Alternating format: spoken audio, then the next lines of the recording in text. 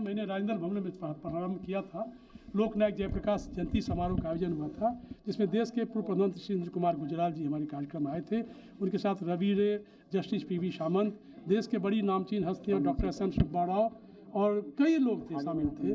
उसके बाद से लगातार ये 24वां साल है जो हम जयप्रकाश जी के याद में, स्मृति में करते हैं।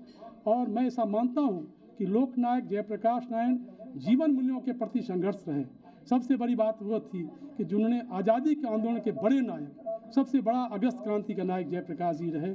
उनके बाद जो 1942 के क्रांति के बाद 1947 का जो देश की आज़ादी की लड़ाई थी, जिसमें जयप्रकाश जी ने बहुत, उनके साथियों ने खुलकर भाग लिया, जैसे डॉक्टर राम मनोहर लोहिया, अच्युत प्रवर्धन, मीनू मसानी, अशोक मेहता, डॉक्टर यूसुफ मेहर, कमला देवी चट्टोपाध्याय, अरुणा असफ अली जैसे बड़े बड़े क्रांतिकारी लोग शामिल थे। और ये हमारा सौभाग्य है कि पिछले 24 सालों में हमने इतने बड़े कार्यक्रम किए।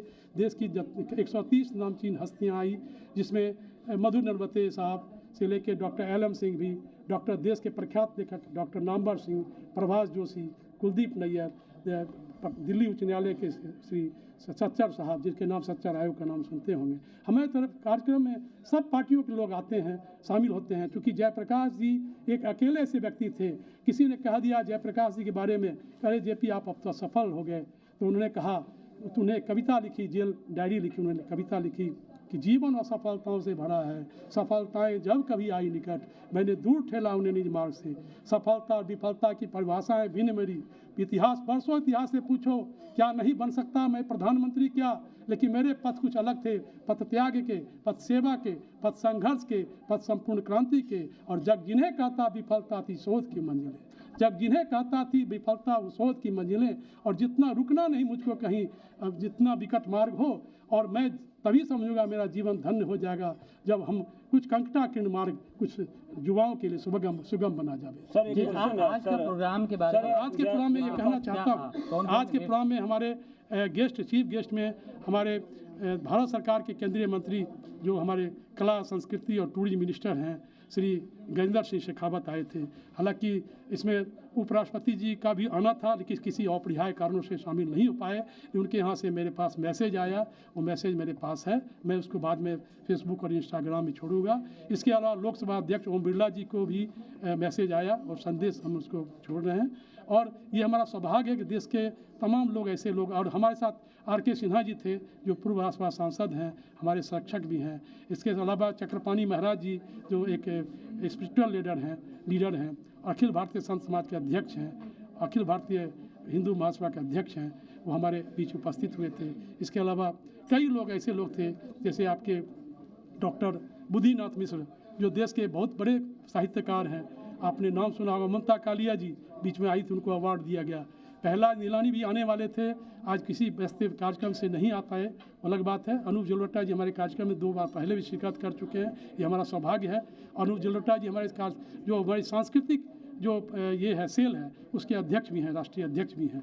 तो हमारे साथ ये और भी कई देश की नामी लोग जुड़े हुए हैं। और मेरी ये कोशिश रहती है, आपने देखा कि थम्पन थॉमस जो देश के एक बड़े सोशलिस्ट लीडर रहे हैं, जयप्रकाश नारायण के साथ रहे हैं, लोहिया के साथ रहे हैं, हमारे बीच केरल से चलकर उपस्थित में, मैं उनका भी हार्दिक अभिनंदन स्वागत करता हूँ थम्पन साहब का। आज आपने देखा कि उन्होंने कितना बढ़िया भाषण दिया। किन क्षेत्र में आप हर साल जो है ऐसे जो है कार्यक्रम आयोजित करते हैं जिनसे जयप्रकाश नारायण जी की मेमोरी को लोगों में ताजा कर सकें, लेकिन जो लोग सत्ता में आ गए अपने आप को समाजवादी कहते हैं, खास करके यूपी बिहार में, ऐसा कुछ करते हुए नजर नहीं आते। बिल्कुल सही कह रहे हैं आप। देखिए, जयप्रकाश आंदोलन की जो उपज है वो पूर्व मुख्यमंत्री बिहार के लालू प्रसाद यादव, नीतीश कुमार, शरद यादव, रामविलास पासवान और ऐसा कितने नाम, मुलायम सिंह यादव, जितने लोग हैं, यहाँ तक कि अटल जी अडवाणी जी भी जेपी आंदोलन की उपज तो नहीं है, बड़े लीडर थे, लेकिन उनका समर्थन था।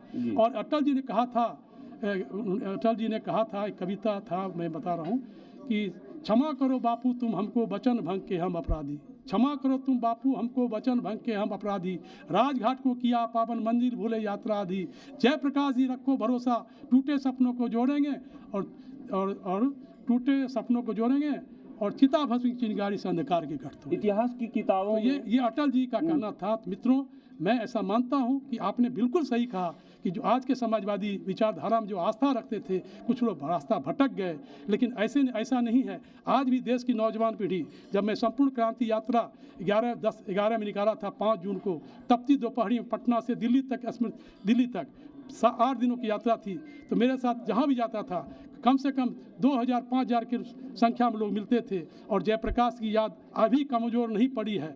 ये बात ज़रूर है कि उनकी गति धीमी जरूर हुई है, लेकिन अभी भी उनके सपने साकार करने में कुछ लोग की भागीदारी है और आगे आने वाला नौजवान इस बात को जरूर पूरा करेगा, ऐसा मैं। इतिहास की पुस्तकों में ज़्यादातर नौजवान जो है कम पढ़ते हैं, उनके बारे में ज़्यादा पढ़ें, उसके लिए कुछ व्यवस्था होगी? देखिए, हम तो ये मांगते हैं, सरकार से लिख भी रहे हैं कि सरकार ऐसी व्यवस्था करे कि उनके पाठ्य पुस्तकों में हर स्कूल कॉलेज में उनको पढ़ाया जाए।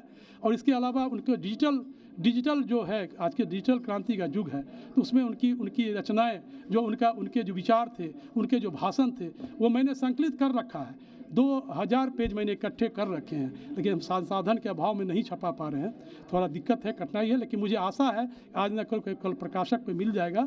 और अभी मोतीलाल बनारसी दास मिले थे, मैं उनसे ही आग्रह करूंगा। प्रभात प्रकाशन मेरे बहुत नज़दीक, मैं उनसे भी आग्रह करूंगा कि जेपी की रचनाएं, कम से कम जयप्रकाश जी के ऊपर जो पुस्तकें तो बहुत हैं, लेकिन जेपी आंदोलन के बारे में पुस्तकें कम हैं, उस पर मैं विस्तार से चर्चा करना चाहूँगा। और ये मेरा सौभाग्य है कि पिछले 24 सालों से इतना बड़ा कार्यक्रम हुआ है और देश की इतनी नामचीन हस्तियाँ हमारे बीच उपस्थित हुई हैं। ये हमारे लिए गर्व का विषय है, हमारे लिए एक चुनौती है, आगे काम करने की चुनौती है। आगे हम इसका और रास्ता तलाश करना चाहते हैं, और मेरा रास्ता तभी मुकाम तक पहुंचेगा जब हम अपने जीवन में जो नीचे के लोग हैं, जो अंतिम पायदान के लोग हैं, उनको अगर ऊपर उठाने का काम करेंगे, तभी जयप्रकाश जी का सपना पूरा हुआ। ऐसा किन क्षेत्र में पुरस्कृत किया? मैंने सामाजिक, साहित्य, कला, संस्कृति, फिल्म और पर्यावरण, महिला सशक्तिकरण, पत्रकारिता और टेलीविज़न, इस तरह के और भी टोटल 16 क्षेत्रों में मैं अवार्ड देता हूं, जिसमें एक सब बड़ी नामचीन हस्तियां होती हैं और एक जो उभरते हुए लोग हैं उनको देते हैं। ये पिछले 8 सालों से अवार्ड फंक्शन हो रहा है और इसको और बड़ा करने की कोशिश करेंगे। इसको हमारी कोशिश है। एक कहावत है दुष्यंत के शब्दों में कि सूरत बदलनी चाहिए, आग हो, आग जलनी चाहिए।